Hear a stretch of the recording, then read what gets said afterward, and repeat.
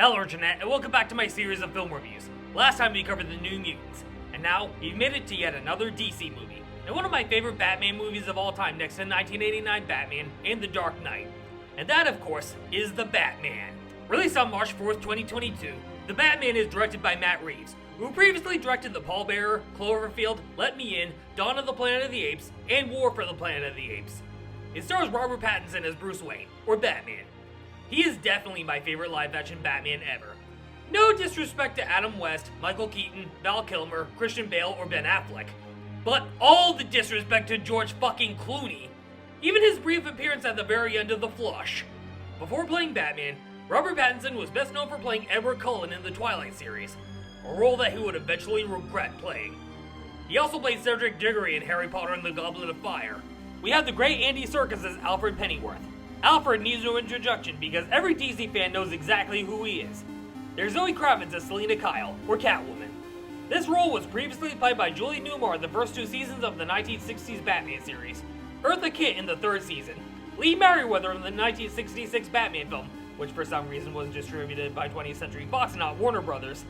Lee Merriweather would also appear in 2 episodes as Catwoman. There's Michelle Pfeiffer in Batman Returns. Michelle Pfeiffer is actually my personal favorite Catwoman for several reasons.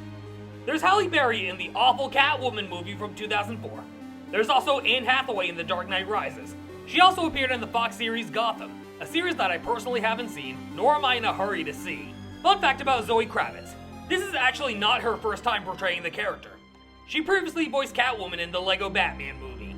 We have Paul Dano as the Riddler, the film's main antagonist. And unlike Jim Carrey's portrayal of the Riddler in Batman Forever, this version of the Riddler is a sadistic serial killer who often leaves riddles at crime scenes and live streams his crimes all throughout Gotham City. While Jim Carrey's portrayal is more comedic, the Riddler was also portrayed by Frank Gorshin in the 1960s Batman series. We have Colin Farrell as the Penguin, who would eventually get his own HBO spin-off series on September 19th. In fact, I decided to review this movie to get ready for the Penguin series, because that show, as well as Creature Commandos, is my most anticipated TV series for the remainder of 2024. The Penguin was previously portrayed by Burgess Meredith in the 1960s Batman series, and Danny DeVito in Batman Returns. Jeffrey Wright as James Gordon, an ally of Batman who helps him solve crimes committed by the Riddler all throughout the movie. He also needs no introduction, because he is by far one of Batman's greatest allies in the comics, several TV series, the Batman Arkham video game series, and a whole bunch of movies like Christopher Nolan's Dark Knight trilogy. What I love about The Batman is that it's the first film to show Batman actually being a detective, unlike every other live-action Batman we've ever gotten on film. And it shows a less experienced Batman, where Bruce Wayne has only been Batman for 2 years, and he greatly abides by the no-killing rule, unlike Michael Keaton or Ben Affleck. There was originally going to be a solo Batman movie starring Ben Affleck, until it was reworked to be a standalone film set in a different universe, or as James Gunn called it, DC Elseworlds. Todd Phillips' Joker films are also part of DC Elseworlds, set in a different universe than every other DC universe we've seen on screen. Running at 2 hours and 56 minutes, including credits, it is the longest Batman movie to date. That's almost as long as Avengers Endgame, but it's only a few minutes shorter than Avengers Endgame. Several people had issues with the film's runtime, but not me. This film drew inspiration from early Alfred Hitchcock films, as well as a few graphic novels like The Long Halloween and Year One. This is also one of the best looking Batman movies to date, because the visuals to this movie are just spectacular, and it deserves to be seen on the biggest screen possible. Pretty much everything about this movie is pure perfection. It's very difficult to talk about this movie without spoiling it. So unlike with the X-Men movies, I will not be doing a complete spoiler rundown of the movie. Just a few spoiler details here and there, but not a complete spoiler rundown, unlike what I've been doing with every other film review I've ever done on my channel, be it Indiana Jones, or Ghostbusters, or John Wick, or Mission Impossible, or Spider-Man, or even X-Men. So with that said, let's get started. Again, the visuals in The Batman are some of the best I've seen not only from a DC movie, let alone a Batman movie, but it's also one of the best looking films of all time, next to Avatar: The Way of Water, The Creator, Oppenheimer, Kingdom of the Planet of the Apes, Alien Romulus, Dune, Dune Part 2, Top Gun Maverick, The Lord of the Rings, The Matrix, Joker, Skyfall, 1917, La La Land, and Spider-Man Into the Spider-Verse, to name a few. My personal favorite moments involving the film's top-notch cinematography is when Batman is fighting off goons in an extremely dark room, and the only source of light in that entire scene was the goons' guns going off. That scene was entirely shot using practical effects. And also the entire Batmobile chase sequence involving the Penguin with the flames in the background.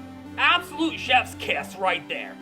But let's not forget Batman lighting a flare while walking through a flooded stadium caused by explosives placed around the city by the Riddler. This is one of the best portrayals of Gotham City in live action. The landscape shots of Batman on the rooftops, and the overall set designs. I'm definitely looking forward to seeing more of that in The Penguin, in The Batman Part 2 in 2026. Gotham City in this movie is portrayed as a crime-ridden cesspool where there's never a quiet day, and Matt Reeves executes it flawlessly.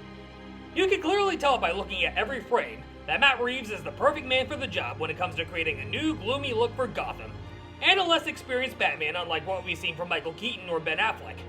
I mean, yes, Batman begins to portray Batman as he starts to fight crime all across Gotham, but with Robert Pattinson, he's only been Batman for 2 years, and the fight scenes all throughout the movie definitely show it. And next, the musical score. Michael Giacchino has done a lot of musical scores throughout recent films, like the Tom Holland Spider-Man trilogy, The Incredibles, Mission Impossible 3, Ratatouille, 2009 Star Trek, Up, Mission Impossible Ghost Protocol, Star Trek Into Darkness, Dawn of the Planet of the Apes, Jurassic World, Inside Out, Zootopia, Star Trek Beyond, Rogue One, Doctor Strange, War for the Planet of the Apes, Coco, Incredibles 2, Jurassic World Fallen Kingdom, Lightyear, Thor Love and Thunder, and is set to compose the musical score for the Fantastic Four First Steps. His score for the Batman is his best that he's ever done.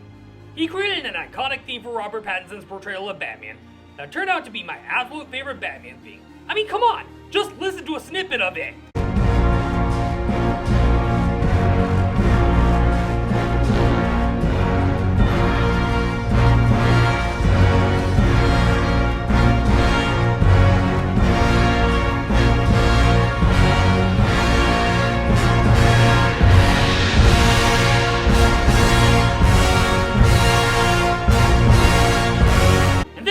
The most iconic Batman score since...